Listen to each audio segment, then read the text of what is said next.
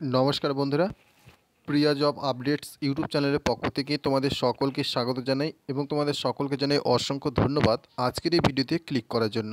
তো বন্ধুরা, West Bengal public service কমিশনের আন্ডারে যে ফুড এসআই 2024 অর্থাৎ 2024-এ যে নতুন বিজ্ঞপ্তিটি রিলিজ করা হয়েছিল এবং তার এগেনস্টে যে কেসটা করা হয়েছিল সেই কেসের আপডেট শেয়ার করব আজকের ভিডিওর মাধ্যমে। তো অবশ্যই ভিডিওটি শুরু থেকে শেষ পর্যন্ত দেখার চেষ্টা করবে, কেননা আজকে তোমাদের বিরাট বড় একটা খারাপ খবর রয়েছে। তো অবশ্যই ভিডিওটি শেষ পর্যন্ত দেখার চেষ্টা করবে। তো চলো বন্ধুরা, আমরা দেরি না করে আজকের আপডেটটি এখানেই শুরু করি। তো ভিডিওটি শুরু করার পূর্বে তোমাদের কাছে রিকোয়েস্ট করব, তোমরা যারা এখনও এই চ্যানেলটি সাবস্ক্রাইব করনি তাড়াতাড়ি প্রিয়া জব আপডেটস ইউটিউব চ্যানেলটিকে সাবস্ক্রাইব করে নাও এবং ভিডিওটি দেখার পর অবশ্যই লাইক দিয়ে বন্ধুদের কাছে অবশ্যই শেয়ার করে দেবে এবং ভিডিওটি দেখার পর তোমাদের মূল্যবান মতামতটি অবশ্যই কমেন্টে জানাবে। তো চলো বন্ধুরা, আমরা দেখে নিই আজকের গুরুত্বপূর্ণ আপডেটটি। তো বন্ধুরা, তোমরা সকলে জানো বিগত তারিখে তোমাদের ফুড এসআই কেসের হিয়ারিং ছিল এবং নতুন একটি ডেট দেওয়া রয়েছে, সেটা হচ্ছে তোমাদের আগামীকাল অর্থাৎ 20 ডিসেম্বর 2024।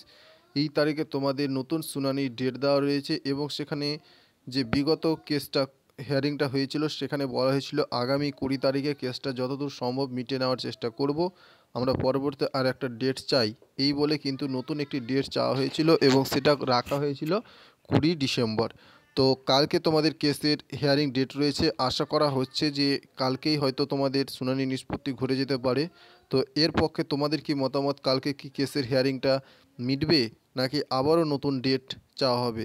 তো এইটুকু মতামতটি অবশ্যই তোমরা কমেন্টে জানাবে। তবে আমাদের যে ব্যক্তিগত অভিজ্ঞতা সেখান থেকে বলছি তোমাদের, যে পরবর্তী আবারও তোমরা দেখবে নতুন একটি ডেট দেওয়া হবে।